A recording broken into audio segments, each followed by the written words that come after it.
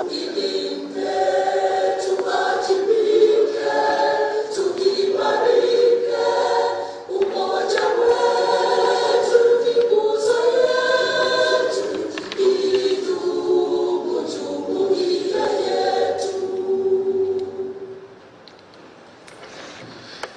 you very much.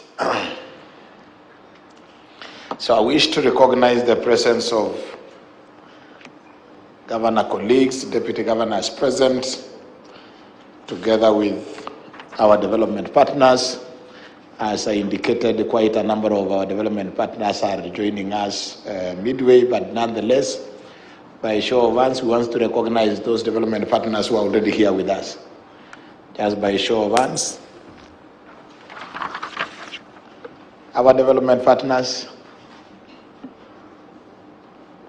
Very well. Let us appreciate a round of applause for them. We also have the private sector, the chairman of the Kenya Private Sector Association. Is he here? As for recognition. Very well. Deputy governors present. Let's be upstanding. Deputy governors present. Let us appreciate them. And of course, we have our colleague governors present. Can you be upstanding? Tafadhali. A round of applause for our governors. I think I can just be able to just mention their names. We have Kwale, Governor Achani from Kwale, Pigea Makofi. We have Fernandez from Kakamega. We have Tharakanithi Muthomi Njuki. We have the Vice Chair from Wajir. Asante sana. We have Jama from Garissa. Koti, okay. Jonathan Chelilim from Wasingishu. And then we have Governor Dr. Mutai from Kericho. We have Governor Kachapin from West Pokot. And we have Governor Mutai Kaiga from Nyeri. And Governor Cheboy from Baringo. Asanteni sana. We will definitely be joined by quite a number of our colleague governors who are joining us from the presidential function at KICC, just making their way here. So because we want to save on time, we are way behind schedule, but we are going to have our first remarks on behalf of our development partners. We have the EU ambassador to come and make remarks on behalf of all our development partners. Is she here already? Not yet. Not yet. She will be able to join us in a moment. Again, the remarks by the Principal Secretary in charge of State Department of Devolution. I am also told she is on her way. Very well, we will give them the opportunity at the tail end, to just make one or two remarks. I therefore want to take this opportunity to invite our Vice Chair, His Excellency Ahmed Abdullahi, our Vice Chair and the Governor for Wajir, to make his remarks, and in turn welcome the Chair to make our remarks and give the address. Looks like in today's forum we are just here for the devolution address. Karibu sana, Vice Chair. Thank you.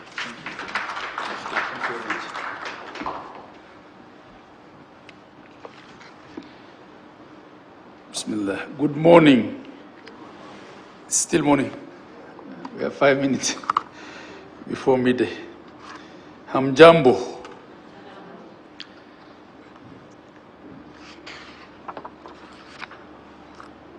The chairperson of the Council of Governors, Her Excellency Anne Waiguru, Governor of Kirinyaga. Colleague Excellency Governors, representatives of government, development partners, members of the press, ladies and gentlemen.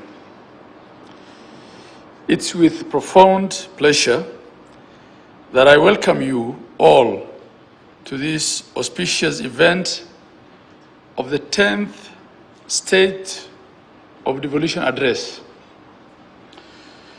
Particularly, this year's address is indeed a remarkable milestone of the devolution journey as we successfully implemented the devolved system of governance for 10 years that we all ought to celebrate.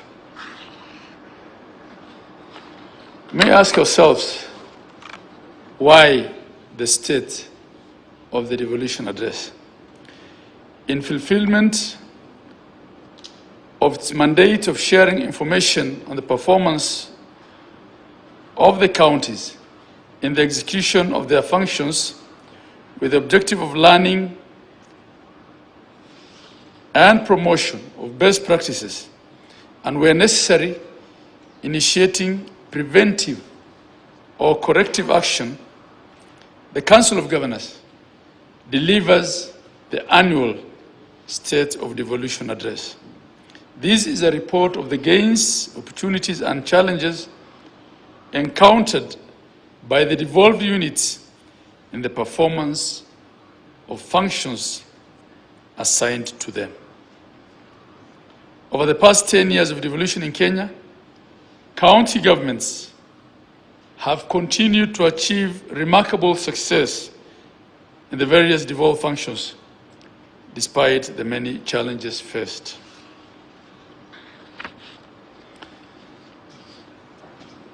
These include, amongst others, improved service delivery to citizens. One of the objectives of devolution was to promote social and economic development and the provision of proximate, easily accessible services throughout Kenya. In this regard, counties have been on the forefront of ensuring the citizens have access to basic services such as health, water, sanitation, accessible roads, markets, among others. This we continue to deliver despite the constrained fiscal space and the other challenges of unreliable exchequer releases. 2, improved intergovernmental relations. Over this period, we have also witnessed improved relations between the national and county governments, premised on the need to coordinate and cooperate to deliver as one. 3, development partners support.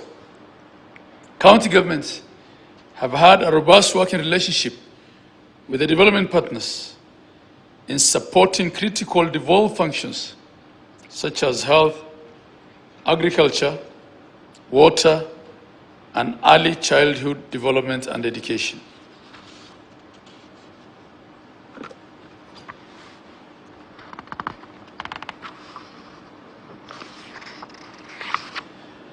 I wish at this juncture to thank the development partners for the immense support in augmenting the scarce resources available to counties, and in offering technical support and hand-holding counties since the advent of devolution in 2010, among other valuable interventions. As I conclude, I call upon the development partners, the private sector, and government agencies to continue supporting the devolved units in the second cycle of devolution, beginning this year for the next 10 years and beyond.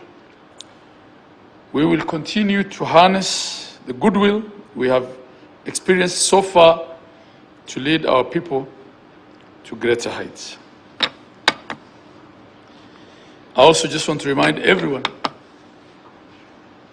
that we have the devolution conference that's coming up, where we'll be looking at what it is that has gone right for us the last 10 years and what could we do better. And that will be beginning the 15th of August.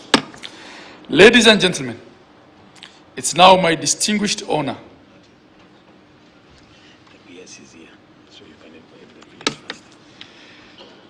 All right, I take that back. I'm informed that the PS has now joined us.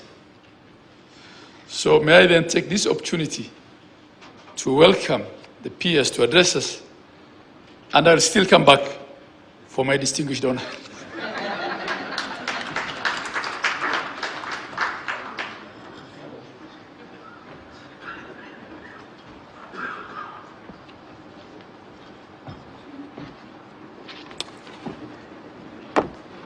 Are you up here? Thank you very much. Excellency Governors, ladies and gentlemen, good afternoon. Is it afternoon yet? I'm honored today to be among you as we reflect on the state of devolution a decade down. I'm delighted to be in presence of the critical drivers of devolution and to be appraised of the progress made in the implementation of devolution. This is a critical time since it reflects what devolution has achieved, literally the hits and the misses. May I add that I'm privileged to head the State Department that spearheads the transformative change that devolution has delivered. Ladies and gentlemen, let me start by reiterating two critical issues. First is the call of intergovernmental relations in the design of Kenya's devolved system of government as enshrined in Article 6 of the Constitution.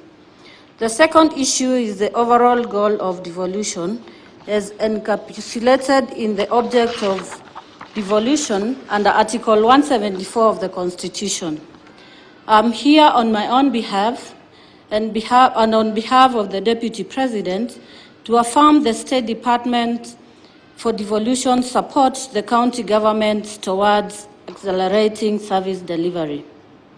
Excellency Governors, without a doubt, Kenyans have witnessed significant strides since 2013. I am honored to be with you here today as we go through the report on the state of devolution. I am equally keen to understand the challenges experienced so far and notably what is being proposed as a shared solution to addressing these bottlenecks. Ladies and gentlemen, allow me to acknowledge the county governments that have played a role in delivering vital services such as healthcare, early childhood education, water and sanitation, agricultural extension services, among others. Let me also highlight that counties are progressively becoming centers of local economic development, particularly the municipalities and towns being the engines of growth and employment hubs. Equally significant, county governments are providing communities with the opportunities to participate in local governance and development process through public participation processes. Excellency Governors, today is a day for us to listen to this status report. However, allow me to highlight some prospects and reforms areas that I think are necessary to consolidate gains and deepen devolution for citizen delivery, and also achieving the objective of devolution. And these include promoting public participation and self-governance, ensuring the basic services are accessible to all Kenyans, and ensuring equitable sharing of resources, and also enhancing checks and balances. From my end, I wish to commit to increasing efforts and engaging the relevant stakeholders to realize increasing resource allocation to county government. Ladies and gentlemen, the other important issue is the rollout of the comprehensive performance assessment to evaluate how devolution is faring on in achieving the objects of devolution under Article 174 of the Constitution. There definitely is a need for a conversation around pending bills, the ballooning wage bill, and other challenges that may constrain resources for service delivery. Nevertheless, I would like to congratulate you and encourage you all to remain steadfast and focused on the ultimate goal of delivering the devolution promise to Kenyans, which is service delivery. Again, I sincerely appreciate each of you for your demonstrated commitment to devolution and Kenya as a whole.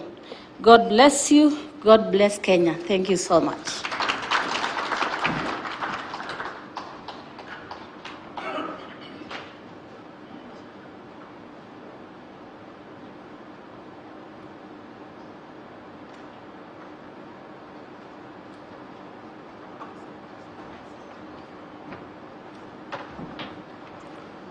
Thank you very much, Madam PS, for your address. It's now my distinguished honor, and that I wasn't going to get anyone to take. I wasn't going to let anyone take that. That's why I said I'll come back for it. So it's now my distinguished honor to welcome the Chair of the Council of Governors and the Governor of Kirinyaga, Her Excellency Anne Waiguru, to deliver the 10th Annual State of the Devolution Address. Madam Chair, karibu.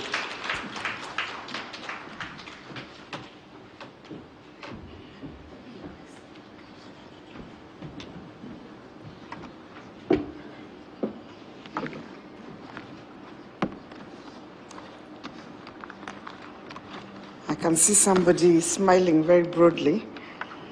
I think it's my height difference.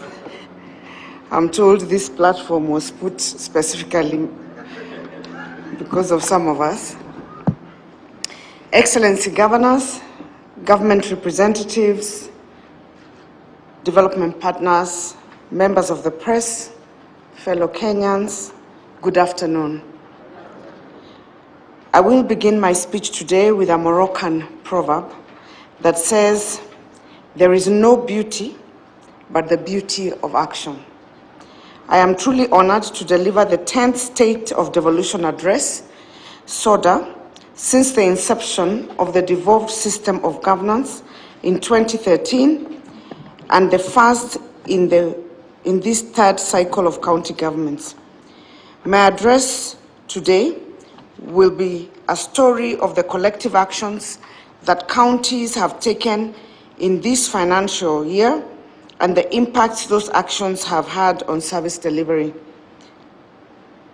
I read this State of Devolution Address cognizant that the county administration are only 10 months in after the 2022 general election. To refresh our minds, 11 governors and a direct re-election, 8 pioneer governors were re-elected, and 28 new governors got elected.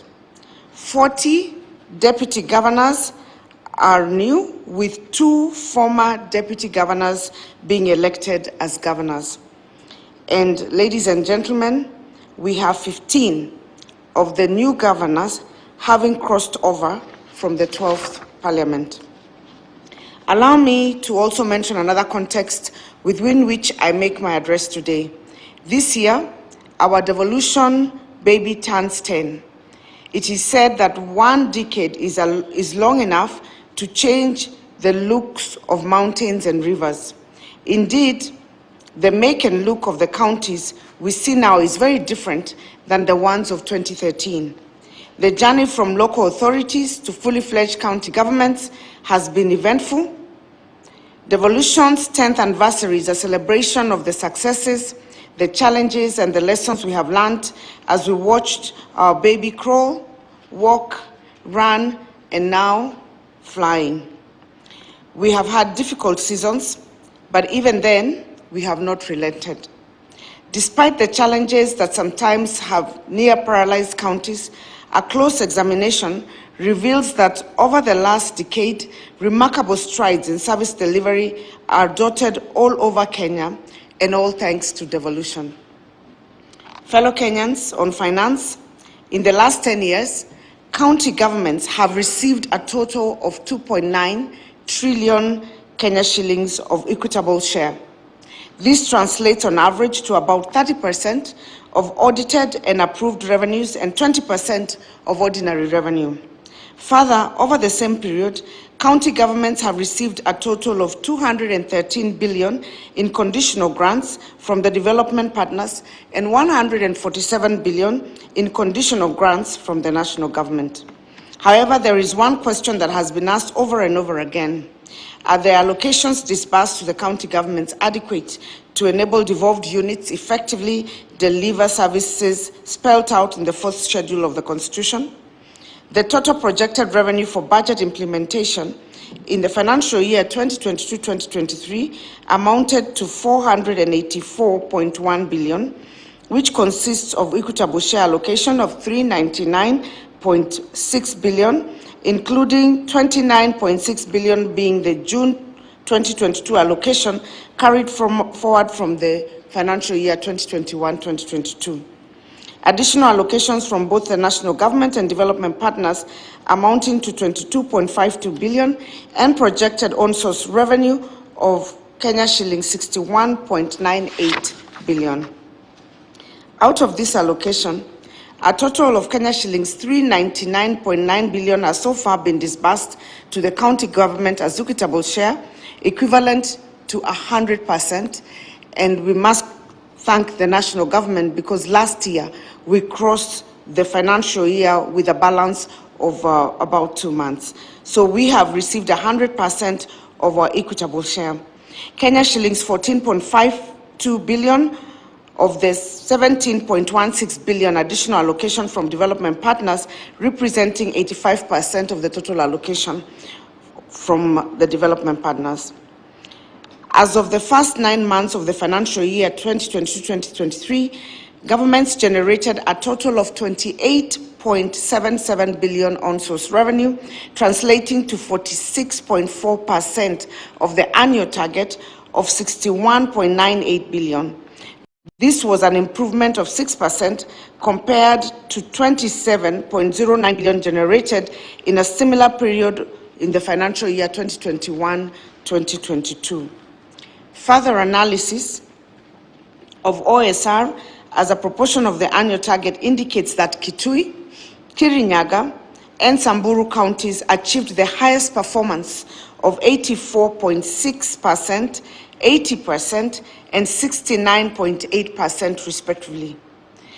With respect to the settlement of pending bills, as at the end of the third quarter of financial year 2022-2023, counties reported partial settlement of pending bills to a tune of Kenya shillings 26.21 billion. Elgeyo Marakwet County has since settled all outstanding pending bills. However, as of 31st March 2023, the outstanding pending bills for county governments amounted to 159.73 billion, with Nairobi City County accounting for 64.4% of pending bills as at Kenya shillings 102.81 billion. The high pending bills are largely attributed to delays in disbursement of equitable share by National Treasury and outstanding pending bills that have been carried over by various regimes. Fellow Kenyans, in the health sector, county governments have incrementally funded preventive and promotive health, improved patient care and diagnostic capacity, and increased the health workforce. In order to boost access to health services at the lowest level, county governments have recruited approximately 107,839 community health promoters, who are formerly called community health volunteers, and their invaluable contribution is recognized through stipends. Worthy of mention is that CHPs have contributed significantly to the increased level of immunization amongst children in communities, revitalizing CHP programs and revamping primary health care networks, that is in level 1, 2, and 3, and is aimed at advancing preventive and promotive health with the intended goal of decongesting the facilities at level 5 and 6. Counties have progressively increased or maintained their health allocation at 30% of the county budgets, a clear demonstration of counties' commitment to the delivery of affordable, accessible, and quality health care. Further, ring-fencing health funds remains a priority to ensure health facilities can comfortably self-finance their operations and maintenance costs. Thus far, 27 counties have enacted the Facility Improvement Financing Act, and 16 counties are already implementing their FIF Acts. The other 20 counties are in the process of having their FIF legislation enacted. Forging partnerships with development partners such as USAID in development of programs such as M-Mama has led to digitization of health services at the county level. In addition, drones are being utilized for emergency vaccine and blood product transportation.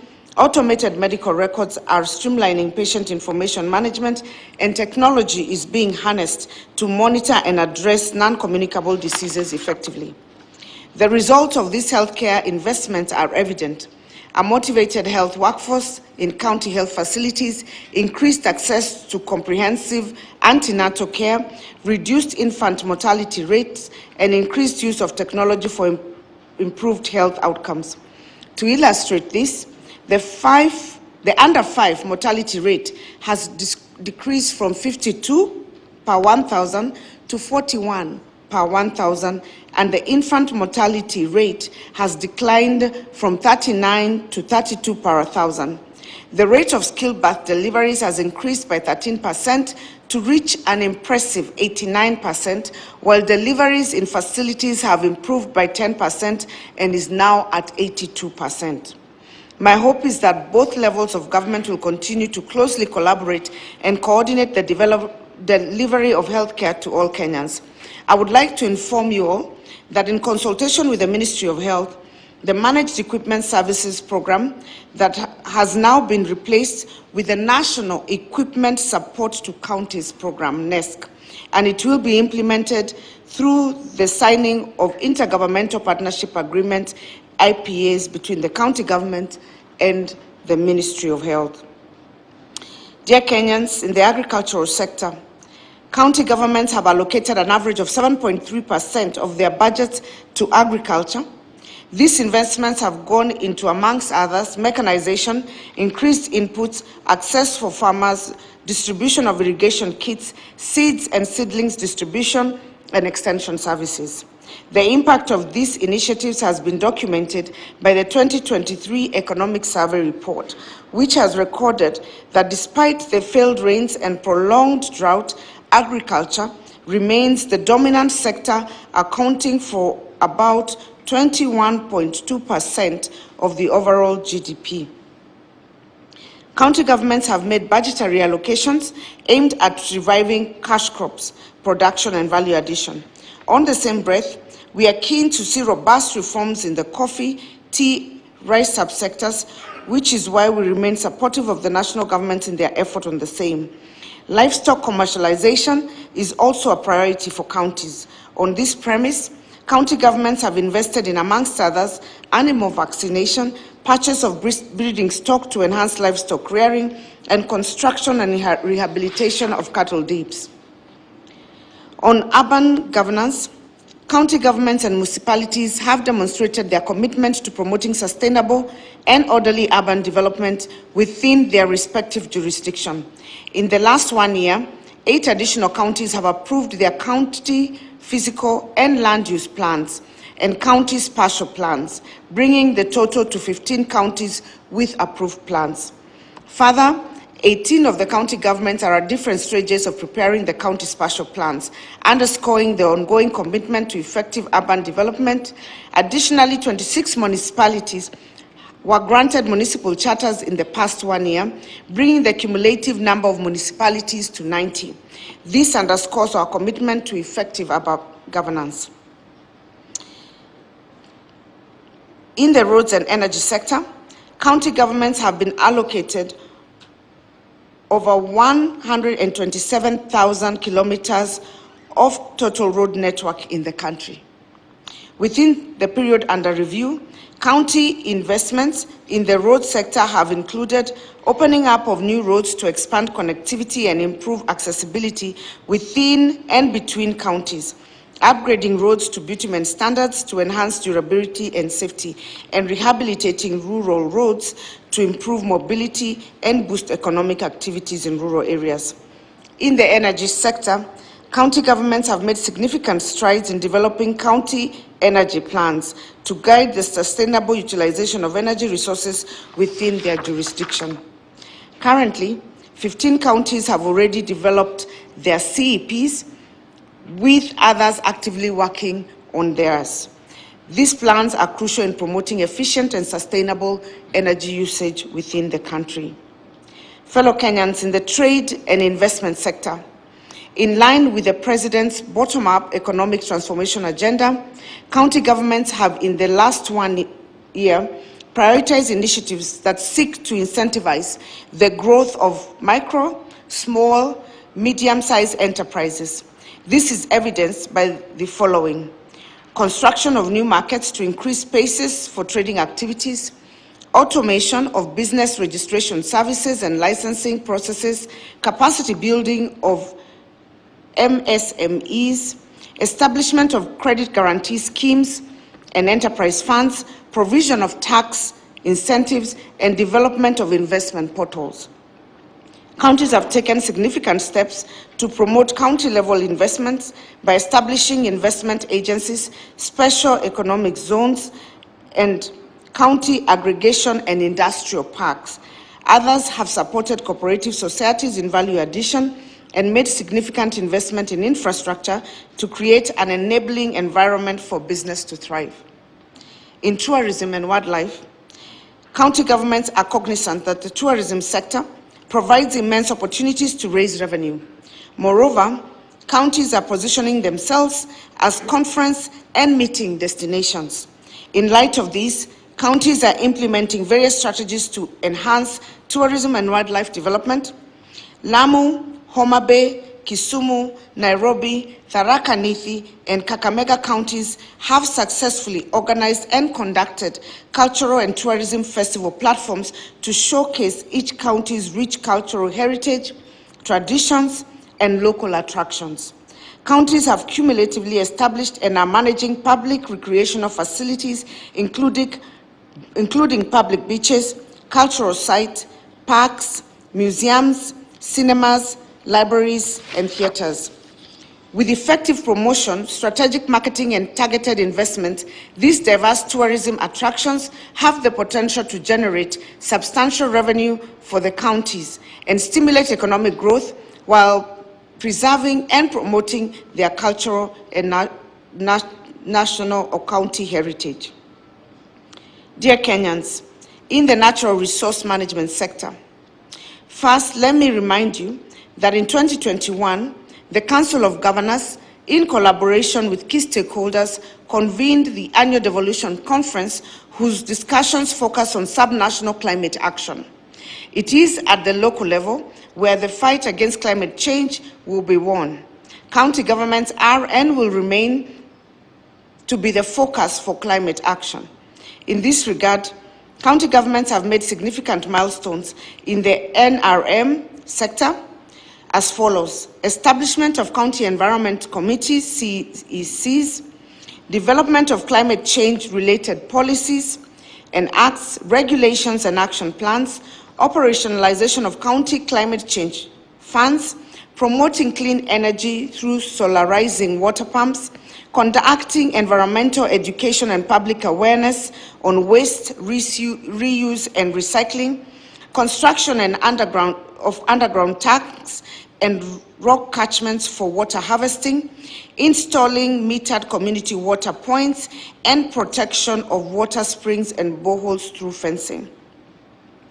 In supporting the national government in achieving the 15 billion tree target in the next 10 years, county governments have undertaken rigorous tree growing exercises to mark significant events such as the International Day of Forests, the World Environmental Day, and the upcoming Devolution Conference 2023.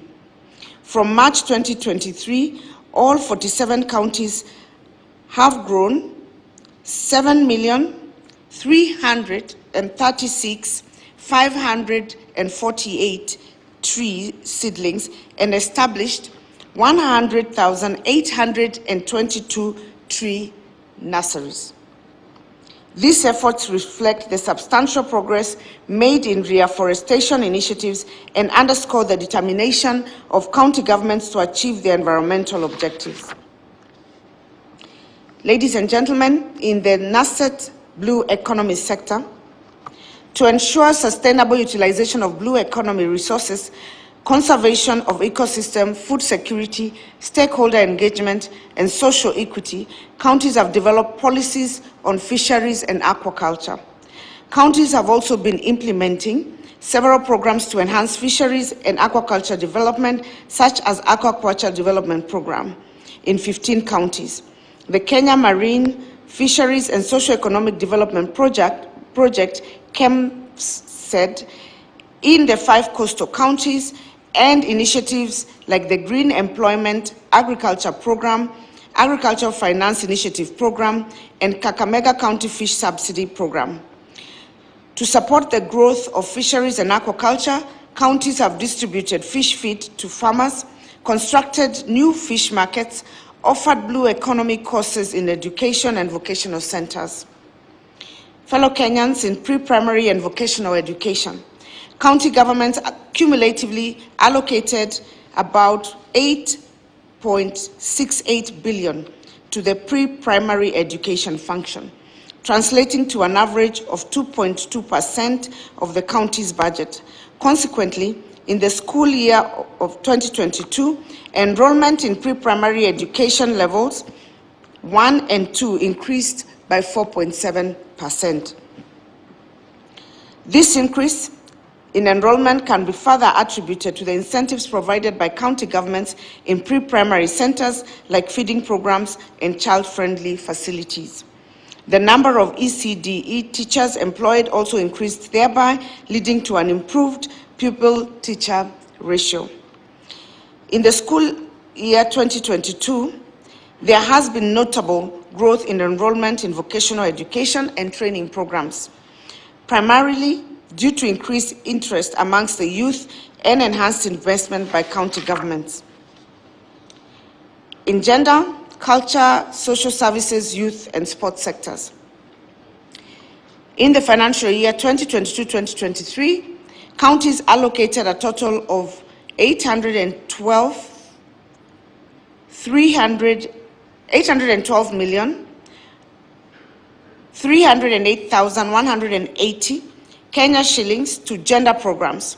Counties have offered Kenya shillings 933,513,512 worth of credit benefiting women, men, and persons with disabilities. A further allocation of Kenya shillings 460,844,676 was made towards culture initiatives such as establishing cultural centers, observing cultural events, facilitating youth to participate in drama and music festivals, and developing culture and heritage policies, amongst others. The growth of social service programs in counties is evidenced by counties such as Mandera that have resettled the vulnerable by identifying and constructing better housing units and washrooms for them. On the other hand, Kakamega County built shelters for vulnerable households through its shelter improvement program, targeting 1,800 families, while Wajir County established Disability Fund to benefit persons living with disabilities. For the young people, county governments disbursed 881 million shillings for youth interventions, including credit facilities and grants.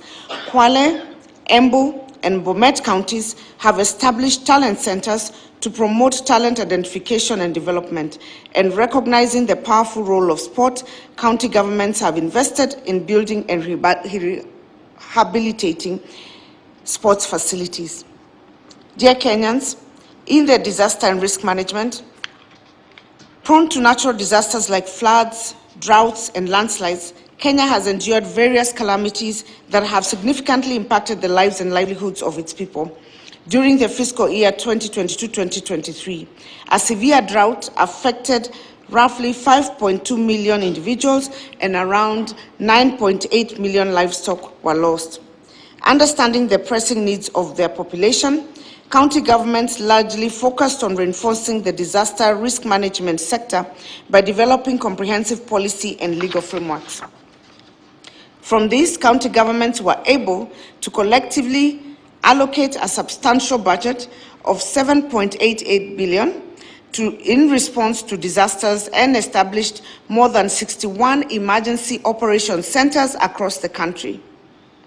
Response efforts comprised procuring essential supplies like food, livestock feeds, range cubes, molasses, and mineral blocks, and water tracking was organized to meet the needs of the impacted communities.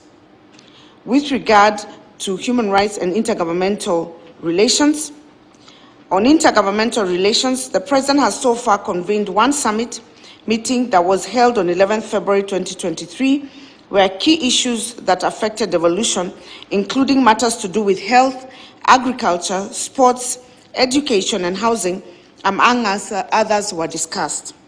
While the summit did not achieve its statutory threshold of 2 meetings this past year, the CoG will continue to ensure better relations with various intergovernmental bodies to achieve the objectives of devolution.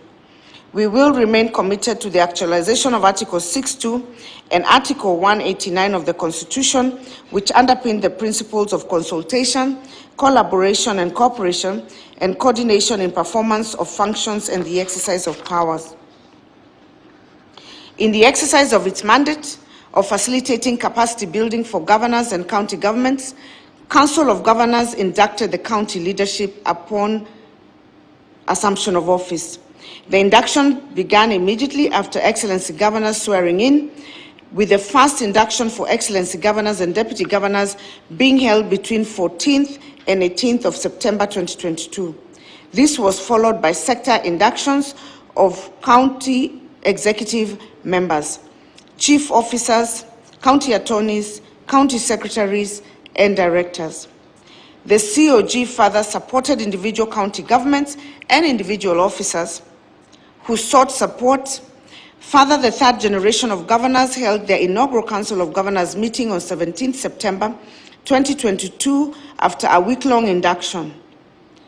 In addition, we have held 4 ordinary meetings where key matters have been discussed, including division of revenue, equitable share of revenue, delayed disbursements of funds, and programs that are current under implementation. On unbundling and transfer of functions, the President, in his inaugural speech, committed to transfer all the devolved functions being undertaken by the national government. Pursuant to this, the Intergovernmental Relations Technical Committee, in October 2022, in collaboration with key stakeholders, including the CoG, embarked on an exercise to provide clarity on all function areas currently identified to be creating confusion and ambiguity between the 2 levels of government. Upon the conclusion of the exercise, a functions analysis bill shall be submitted to Parliament, which will be expected to provide clarity on the performance of all constitutionally assigned functions to the county governments. An omnibus bill is also under development to amend all identified legislations found to impede the effective implementation of devolved functions. Fellow Kenyans, we are in the last decade of the implementation of the Sustainable Development Goals. Voluntary local revenues have emerged as a vital mechanism for sub-national governments to report on the localization of SDGs, drawing on their communities' experiences and practices and engaging in their population in the pursuit of the goals. In this regard, 7 counties, which is Busia, Marsabit, Narok, Makueni, West Pokot, Nakuru, and Vihiga, have actively participated in the voluntary subnational review. The CoG has provided technical support to all 47 county governments to mainstream the SDGs into their development plans. Also, the CoG organized the SDG Awards in partnership with the National SDG Interagency Technical Working Committee. Makueni, Marsabit, and Vihiga counties were rightfully acknowledged for their exemplary commitment to encourage other counties to follow suit. And we encourage other counties to follow suit. On knowledge sharing and peer-to-peer learning, in the financial year 2022-2023, the CoG partnered with USAID to enhance and revamp the Marifa Center, primarily focusing on improving its user experience and navigation. This collaboration resulted in a significant 30% upsurge in website visits within 6 months. As a result, the Marifa Center has firmly established itself as a leading influential platform for knowledge sharing and peer-to-peer learning. The online platform, which is marifa.cog.go.ke, has documented 51 county success stories, a slight growth from 31 initiatives covered in the previous financial year, highlighting essential county success stories and good and best practices related to service delivery. Additionally, the Marifa Center has published the 2nd, 3rd, and 4th editions of the Compendium of County Innovations and Best Practices, which serve as a valuable resource for acknowledging and highlighting success stories from diverse counties. Dear Kenyans, I started this address with a proverb. Let me now conclude it with another one. The Zulu people have a saying, Omuntu, Ngumuntu, Gabantu. Omuntu, Ngumuntu, Gabantu. A person is a person because of other people. The success of devolution is rooted in synergy, collaboration, and cooperation between both levels of government, development partners, civil society, and faith-based organizations, private sector, professional association, academia, and the media. But at the top of that pyramid is the Kenyans that we serve. We all need each other to build on the many successes witnessed in the devolved system of governance. It is evident that devolution has been the governance game changer in our country.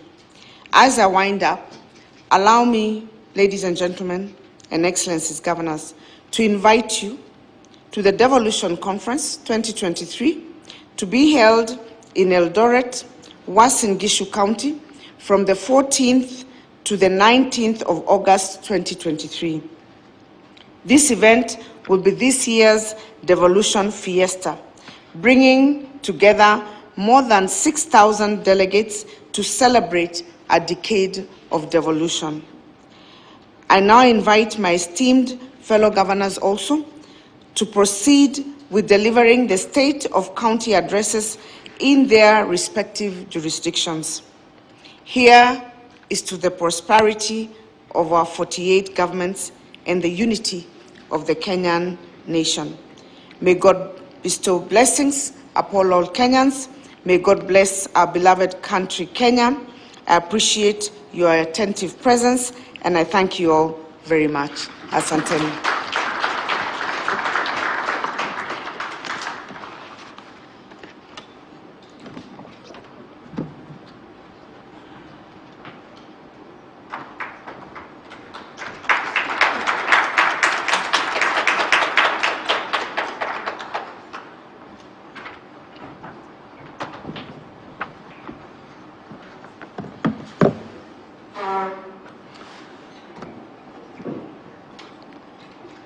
Thank you, Chair and Pongezi, for that wonderful speech that captured everything, really. We have been joined by representatives of the development partners. I'm told that UNICEF is represented here. The people from UNICEF maybe will just stand up so that we can appreciate you. UNICEF. Yeah, I think the lights are too powerful. But can we appreciate UNICEF, please?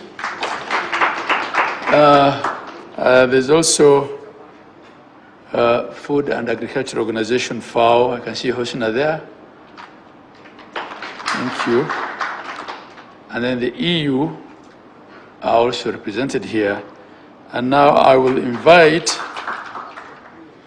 the Ambassador of the EU, Her Excellency Henriette Giga, I hope I'm pronouncing it correctly,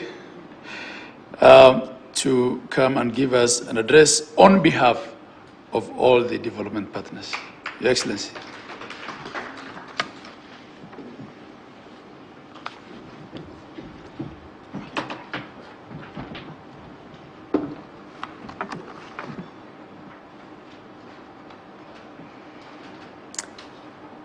Good morning, dear PS Devolution, dear Chair of the Council of Governors, members of the Executive, Excellency Governors, fellow development partners, ladies and gentlemen.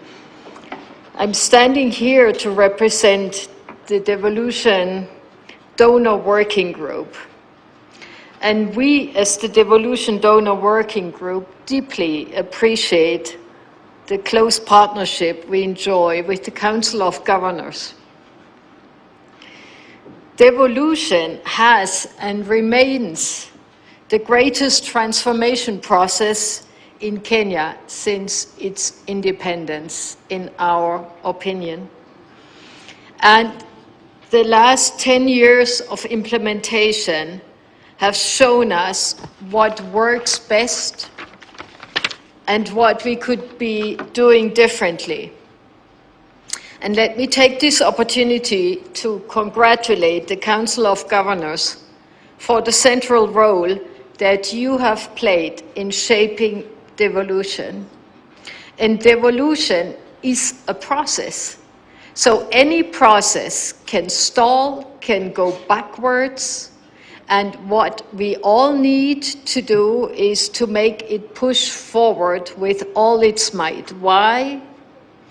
Because it is the county governments that ensure the progress in this country. Any national policy needs to find its expression in a physical place. So it is being implemented through you and in your counties. And if it doesn't take place there, it doesn't take place anywhere. So you are the ones that decide success or failure of Kenya. This is why the development partners are so strongly supporting the devolution process, and we also feel that this is key in the progress of democratization of this country and to make this country more equal. We all know, we have heard it many times, not one country in this world has achieved upper middle income status without addressing the inequalities of the country. And Kenya is only one of the examples that is struggling with inequality, not only socially, but also geographically. So this is something that can be addressed and has to be addressed through continuous devolution. And as I said, there are no recipes for devolution. Every process in any country is a unique process, and this is shaped by you. It's not shaped by the national government. You are the ones who are demanding that, and in dialogue with the national government are shaping it. And we, as donors and development partners, we stand at your side, but you're in the driving seat. So over the last years, there have been important development gains, and I just highlight a few of them. So first, we feel that there has been a significant improvement in the relations between central government and county governments, of course, with all its ups and downs. But we feel that the COVID-19 pandemic had, at least in that respect, something positive, because it forced national and county levels to very closely collaborate. Second, we feel that in the counties there has been a significant expansion in access to service delivery in health, early childhood development, and water. And we have been happy to support the work in these areas, and it's great when we see the impact of it when we visit the counties. Thirdly, we feel that devolution has made a big contribution in reducing inequalities and improving government presence in the counties. This is very important because it reduces marginalization, as I have mentioned before. But we all know the road is long and there's still much to do.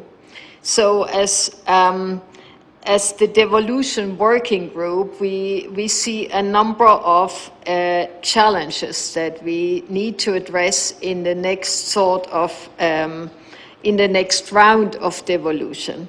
First, public finance accountability. So this is, we have all noticed the significant delays in the release of county equitable share funds, as well as a suboptimal collection of own source revenue by counties. And this obviously affects service deliveries and cause significant disruptions in service deliveries.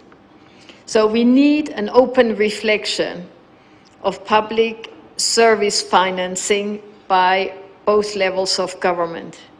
And we, of course, all know that these are also issues that are beyond the control of the counties and in some way also influenced by global developments. Then it is essential that public finance management, transparency and accountability is strengthened to boost service delivery. The critical role of counties in service delivery can only happen when the funds prescribed for the purpose are used accordingly and distributed equitably within the countries.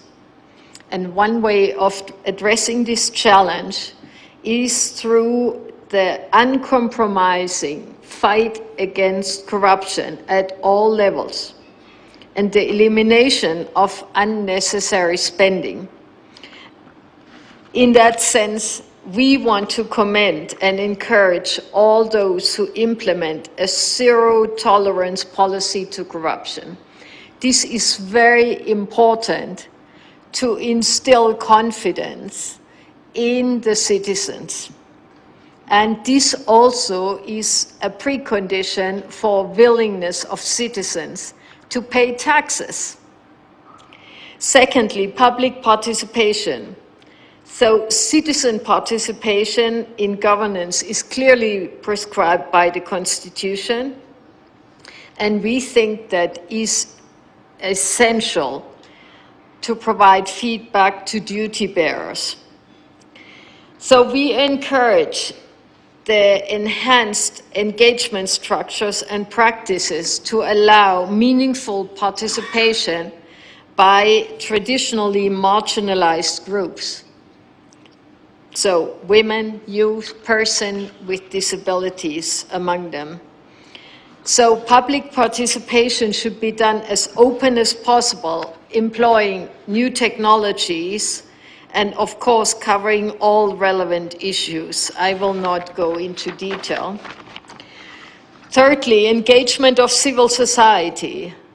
Civil society is an essential actor, and we have seen many examples of successful partnerships between the county governments and civil society. This is important both for providing information to citizens, but also to monitor government performance and accountability.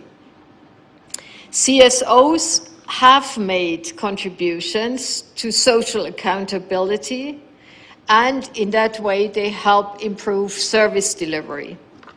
Fourth, engagement with the private sector. We all know that the development needs are impossible to cover with only public funds, even if implemented and aided by donors. So only the private sector is helping bringing the investment and capital needed. I know I have to come to an end. I would just like to talk about intergovernmental relations, because intergovernmental relations are key. You are the ones who have to advocate for your needs and to have your needs met, including on financing. You know that the development partners are very strongly supporting the devolution process and the capacity building at the county level. It was said before that climate action also needs to be taken at the county level. The national level is only setting the framework, but what is happening in the counties, this is what counts. So, in conclusion, let me just tell you that we as development and devolution working group donors, we are standing very strongly at your side. As I said, you're in the driving seat. We are there to help you, and we advocate with the national government that you get the space you deserve for taking decisive action. Because if you're not in the driving seat, you cannot deliver what you're expected to do. And this includes also the group of the ASAL governors. There are special needs there that need to be addressed, and within the Council of Governors, you have your subgroups, and it is very important that this is shown and that you can address your specific needs within. So thank you very much for giving us the opportunity to speak today, and just to reconfirm our collective support today and always. Thank you. Asanteni sana.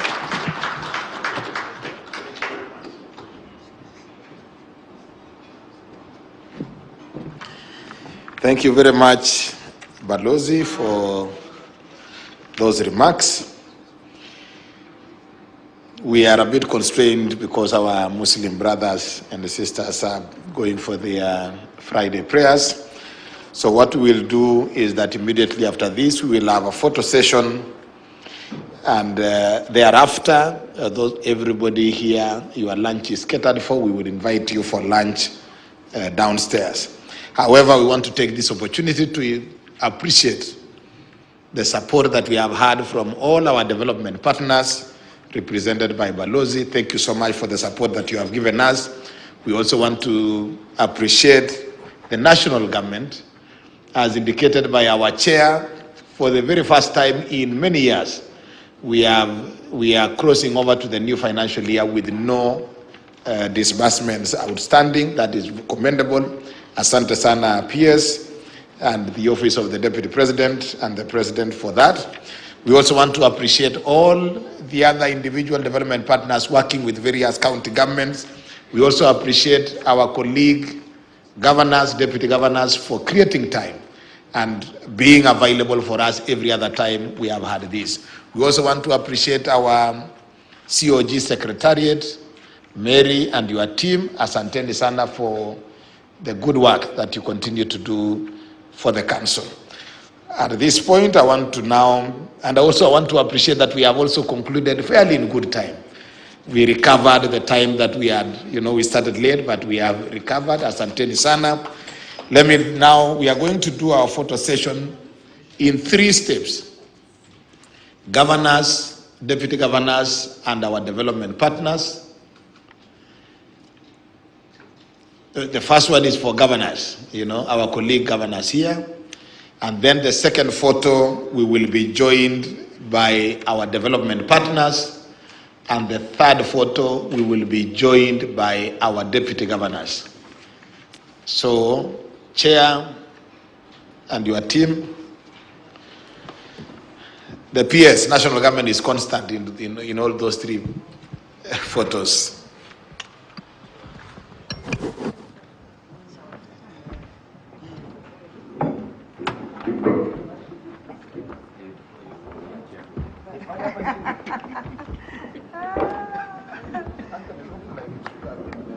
Because of the steps.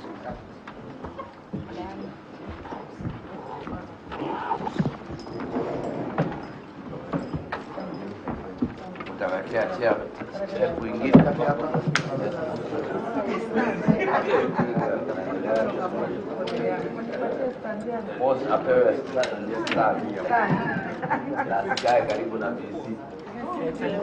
can have High Excellency at the middle, followed by the Vice Chair. Wacha huyu boss akuja karibu na wewe. Acha huyu akae. Sasa tukae hapa wanakaa na kachapili. Songa sasa. So that the Vice Chair can also be right.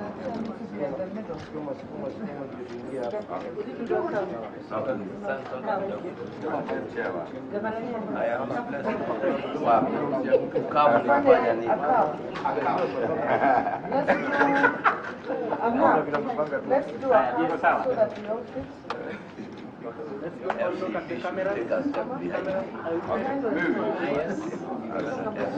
Excellency Governors, let's all look at the cameras. Which camera? Center.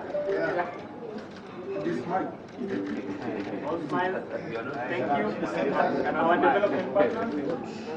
Our development partners.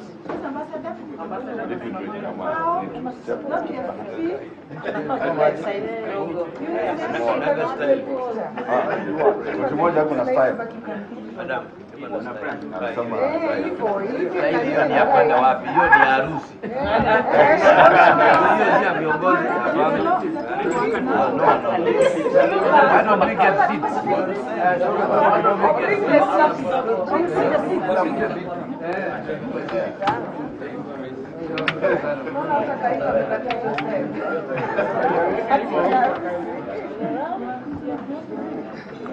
That's what I thought. Seats will help.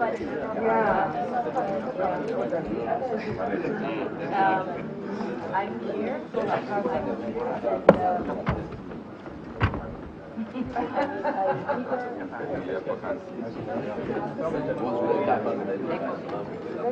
Chair can sit here. Yes. Vice Chair. Vice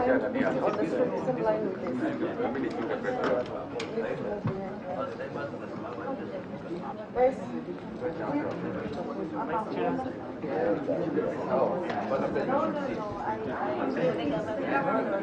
Okay. Chapin.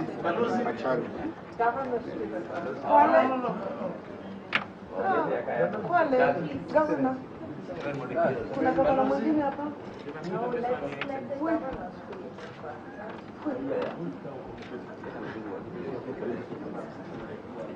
Ama chair. Haya, sawa.